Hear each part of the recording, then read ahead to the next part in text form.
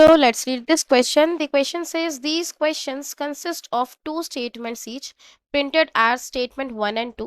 While answering these questions, you are required to choose any one of the following four responses. Statement 1 carry है females are only responsible in the determination of the sex of the baby, और statement 2 carry है human male is homogametic.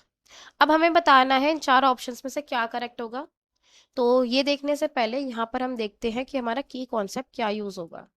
इस question में जो हमारा की concept use हो रहा है that is sex determination in humans. हम ये समझेंगे कि क्यों भी बेबी का ह्यूमन बेबी का सेक्स डिटर्मिनेशन किस तरीके से होता है। ठीक है, इस टॉपिक को समझने के लिए हमें थोड़ा सा गैमीट्स के बारे में भी देखना होगा। यहाँ हम फीमेल गैमीट्स वगैरह के बारे में लिखेंगे और यहाँ हम मेल के बारे में लिखेंगे। चाहे फीमेल पेरेंट हो चाहे मेल पेरेंट हो, ह्यूमन का ही हम यहाँ पे एग्जांपल ले रहे हैं, दोनों ही कैसे होते हैं, डिप्लॉयड होते हैं, यानी कि उनके पास टू सेट्स ऑफ क्रोमोसोम्स होते हैं। अगर हम फीमेल के अंदर क्रोमोसोम्स की बात करें तो फीमेल के पास एक्स एक्स पेयर होता है किसका, सेक्स क्रोमोसोम का, और मेल के पास एक्स वाई क्रोमोसोम्स जो है वो प्रेजेंट होते हैं। जब गैमीट्स का फॉर्मेशन होता है, हम जानते हैं गैमीट्स फॉर्मेशन के दौरान मियोसिस होता है, और मियोसिस में जो प्लॉइडी है वो हाफ हो जाती है।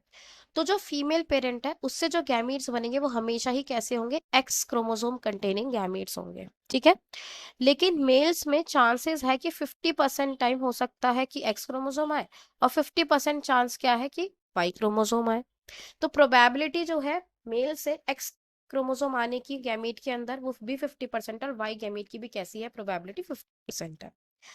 जब हम बात करते हैं गैमीट्स की, तो अब हमें क्या देखना है कि जब जाइगोट बनेगा तो ऑब्वियसली उस टाइम क्या होगा, फ्यूजन होगा गैमीट्स का, है ना। तो यहाँ पर हम लिख देते हैं फ्यूजन ऑफ गैमीट्स। जब गैमीट्स बन गए अब वो फ्यूज करेंगे, तो देखते हैं उसके बाद कैसी कंडीशन आएगी। देखो फीमेल जो है उसके पास तो एक्स ही क्रोमोसोम है, उनसे जो गैमीट बनेगा वो हमेशा एक्स क्रोमोसोम कंटेनिंग ही होगा। तो यहाँ पर क्या हो गया, एक्स एक्स कंडीशन हो गई। अगर हम देखें तो यहाँ पर एक्स वाई, इस वाले गैमीट को इससे पेयर कराएंगे तो एक्स एक्स, और जो चौथी बन रही है हमारे पास that is also X Y. तो हम क्या देखेंगे कि अगर एक्स एक्स है तो कैसी होगी, फीमेल होगा वो बेबी, एक्स वाई होगा तो मेल, एक्स एक्स होगा तो फीमेल, और अगर एक्स वाई क्रोमोसोम्स होंगे तो वापिस से क्या होगा, मेल होगा। तो अगर हम यहाँ देखें तो यहाँ पर 50% चांसेस है कि जो होने वाला बेबी है वो फीमेल होगी या फिर क्या होगा, मेल होगा। क्लियर हो गई इतनी बात।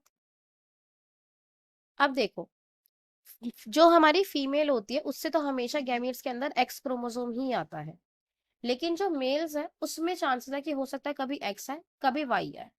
तो बेसिकली हम यहाँ क्या देखते हैं कि जो मेल पेरेंट है ही is responsible for the sex of the baby, not the female. और यहाँ पे जो मेल है देखो उसमें क्रोमोसोम अलग अलग है, एक क्रोमोसोम एक्स है, दूसरा क्रोमोसोम कैसा है, वाई है। तो आइए देखते हैं इस क्वेश्चन का करेक्ट ऑप्शन क्या होना चाहिए। सबसे पहले वो कह रहा है females are only responsible in the determination of the sex of the baby. No, wrong. क्योंकि अभी हमने डिस्कस करा जो मेल पेरेंट है क्योंकि उसके पास एक्स वाई सेट है सेक्स क्रोमोसोम का, तो he is responsible for the determination of the sex of the baby. Second वो कह रहा है human male is homogametic. No, this is also wrong, क्योंकि मेल्स के पास अगेन एक्स वाई क्रोमोसोम है। ठीक है, तो हेट्रो है, हेट्रोगैमेटिक है वो। तो आइए देखते हैं इस क्वेश्चन का करेक्ट ऑप्शन क्या होगा। Both statement 1 and 2 are correct. No, this option is wrong. Both statement 1 and 2 are incorrect. Yes, this option is correct. Statement 1 is correct and statement 2 is incorrect. गलत। Statement 1 is incorrect and statement 2 is correct. Again गलत। तो इस question का जो हमारे पास correct answer आ रहा है इतने डिस्कशन के बाद that is option B. I hope you understood it well. Best of luck.